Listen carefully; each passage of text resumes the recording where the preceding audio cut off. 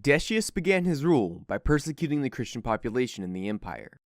At a time when the Roman identity and morale was in a faltering position, he attempted to use the Christian minority as a scapegoat for the Roman people. But the barbarians in the north stood ready to remind the Romans of who the true enemy of Rome was. The barbarian raids on the border became more and more ferocious and frequent, until the barbarians had pushed deep into Roman lands.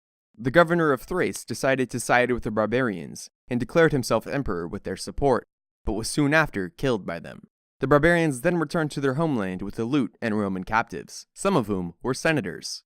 Decius and his son Herennius Etruscus chased the barbarians as they ran, to retrieve the wealth taken from Rome, and to face the large army in the Battle of Abritus. In the battle, Herennius was killed, and Decius famously commanded to his men, "Let no one mourn. The death of one soldier is not a great loss to the Republic." Despite his determination, the Romans were crushed, and Decius would also be killed in the battle, becoming the first emperor to die in a battle against a foreign army. Decius' second son Hostilian became emperor after his father, and vowed to defeat the Gothic barbarians for what they had done, but died of plague months after coming into office. Rome would then see Trebonius Gallus as emperor, who would be killed by his own men shortly after coming into power, in favor of Aemilian, who would likewise be killed by his own troops in favor of Valerian. Valerian continued the trend of persecuting the Christians in attempts to keep Rome together, and moved out to face the foreign Sassanids to further the attention of the Roman people away from themselves and towards the foreign enemy. Valerian would be defeated, and would become the first Roman emperor to become a prisoner of war. The Sassanid king, Shapur, would force Valerian to drink molten gold.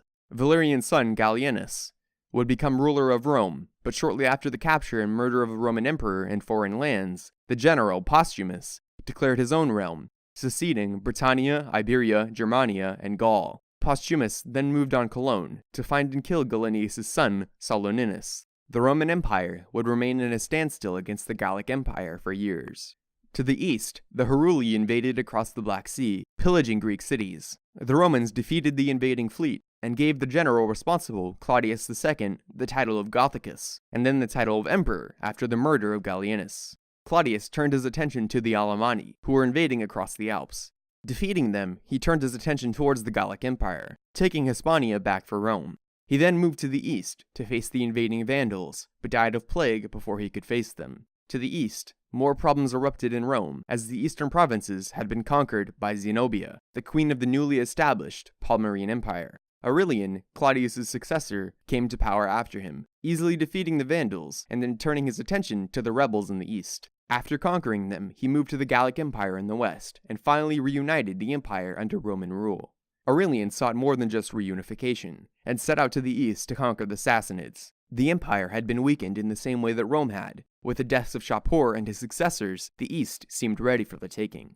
But on his way to re-establish the glory of Rome, he was murdered by the Praetorian Guard, who were dissatisfied with his heavy-handed rule. The Senate elected Tacitus to rule shortly after the death of Aurelian, who killed the assassins of Aurelian, shortly before being assassinated himself. His brother Florian then came to power, who was yet again assassinated by his own men. Probus was declared emperor after the death of Florian, and was then murdered by his own men, declaring Carus emperor. Carus would move to face the Sassanids the same way Aurelian had, but died of plague on his way to face them. His son Numerian acquired the empire after his father, and continued eastward to face the Sassanids, but died of plague before reaching the enemy. After his death, his generals elected Diocletian emperor. Numerian's blood brother Carinus moved out from Rome to face him. Diocletian crushed Carinus, and at the Battle of the Margus River, Carinus was killed. Diocletian began his rule by defeating several invading barbarian tribes throughout the empire. He then made an unprecedented move in Roman history, and recognized Maximian as co-ruler of the empire, giving him the title of Augustus, declaring that Rome would have 2 emperors in the future.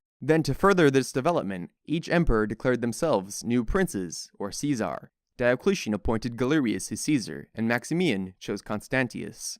Rome was now divided into 4 roughly equal parts, with each ruling independently in their own sovereign land. When Diocletian and Maximian abdicated, Galerius and Constantius became Augusti, and appointed new Caesar, Galerius Maximinius Daia, and Constantius Severus II. The resulting transfer of power took place with no bloodshed or conflict within the empire, for the first time in centuries. However, conflict would arise when Constantius died of natural causes. The newly appointed law had laid in place that the Caesar would take the place of Augustus after their death, but Constantius's army appointed his son Constantine emperor. Maximian's son, Maxentius, also desired the title of Augustus, and traveled to the Senate in Rome to demand that they recognize him. The Senate recognized him, and after he pleaded with his father, forced Severus to abdicate.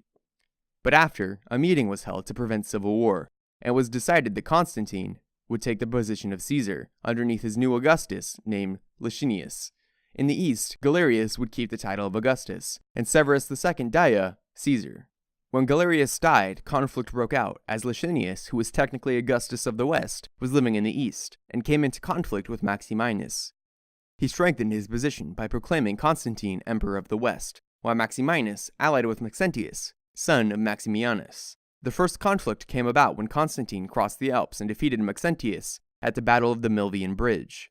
During the battle, Constantine famously saw the Christian cross appear in the distance, emanating from the sun, proclaiming, "With this sign you shall win." The night after the victory, he had a dream, in which Christ came to him with the same cross, telling him to create the Laborum for his army, portraying the first 2 Greek letters for Christ at the top of the standard. The following year, Licinius defeated Maximinus Daia, in a meeting held to secure peace with Licinius by marrying his half-sister Constantia to himself. Years later, it was declared that Christianity would be fully tolerated by the empire. The relationship between the two would slowly deteriorate until they faced each other for the final time. Licinius with Gothic mercenaries, representing the ancient pagan ways of Rome, and Constantine with his Frankish warriors, displaying the future of Rome with their Laborum held high. On September 18th, 324, the fate of Rome and the entire world would be decided at the Battle of Chrysopolis. Licinius surrendered, and would eventually be executed along with his son, daughter, and half-sister by Constantine. In this, Constantine became sole Augustus, and the first Christian emperor of Rome.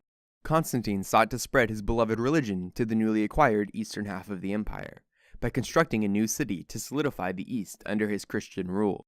The city of Byzantium was chosen. Constantine renamed it Constantinopolis, or Constantine's city. The temples to the old gods were replaced by churches to Constantine's new god, and Constantinople was founded. Come back next week for the fall of Rome.